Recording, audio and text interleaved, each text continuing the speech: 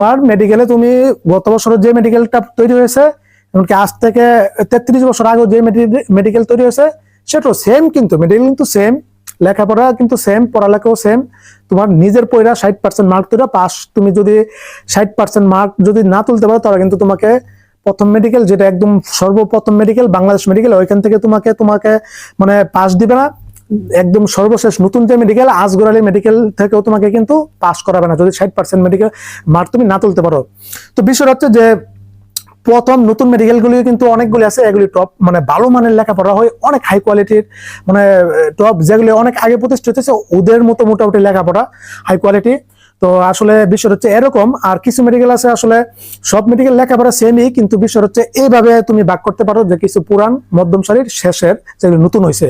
তার মানে এটা না যে এ ক্যাটাগরি, এটা এ ক্যাটাগরি, এ ক্যাটাগরি সারা জীবন থাকবে, বি ক্যাটাগরি সারা জীবন, বিষয়টা এরকম না কিন্তু। হ্যাঁ, তো তোমার পছন্দের অনুযায়ী আমি যেটা বলতেছিলাম যে তুমি কোনটা পছন্দের ক্রম অনুসারে তুমি কোন মেডিকেলে ভর্তি হবে এগুলো খেয়াল রাখবা, যে মেডিকেলটা পুরান পুরান নাকি নতুন। অবশ্যই তুমি যেগুলি মোটামুটি মানে একটু পুরান মেডিকেল অথবা একটু ভালো মেডিকেল, একটু মানে টপ মেডিকেল, এগুলি তো অবশ্যই তুমি চয়েস লিস্টে রাখবা তোমার পজিশন অনুসারে। এখন তোমার পজিশন হচ্ছে তোমার দেখা যাচ্ছে যে প্রায় 30,000 40,000, এখন তুমি যদি যাই বলো যে আমি বাংলাদেশ মেডিকেল চয়েসে দিব, বারডেম মেডিকেল, ইব্রাহিম মেডিকেল আমি চয়েসে দিব, তাহলে কি তোমার হবে?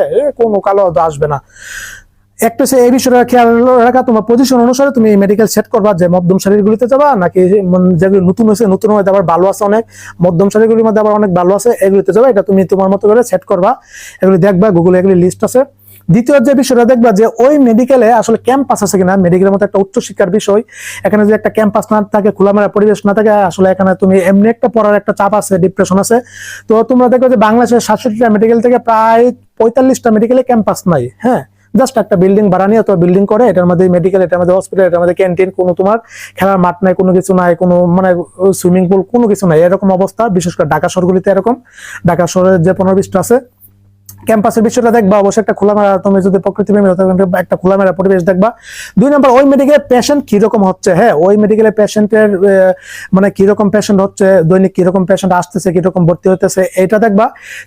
4 নম্বর যে বিষয়টা, ওই মেডিকেলে আসলে সবকিছু মানে ঠিকঠাক আছে কিনা, অবকাঠামো, ক্রাইটেরিয়া, অথবা ওই মেডিকেলগুলি আগে কখনো বিএমডিসি থেকে রেস্ট্রিকশন হয়েছে কিনা, এবং বিএমডিসি কে রেজিস্ট্রেশন বাতিল করে দিয়েছিল কিনা, অথবা বিএমডিসি কে মানে মাঝখানে ঝামেলা করছিল কিনা, এরকম কিন্তু 5টা মেডিকেল আছে, এগুলি আবার নতুন করে চালু করা হয়েছে। আর কিছু আছে ব্রেক লিস্টের মধ্যে রেখে দিছে, তুমি দেখবা যে ওই মেডিকেলটা আগে পূর্বে ব্রেক লিস্টে আছে কিনা, অথবা তুমি ভর্তি হওয়ার পরে ভবিষ্যতে ব্রেক লিস্টে পড়তে পারে কিনা, এই বিষয়টা খেয়াল রাখবা।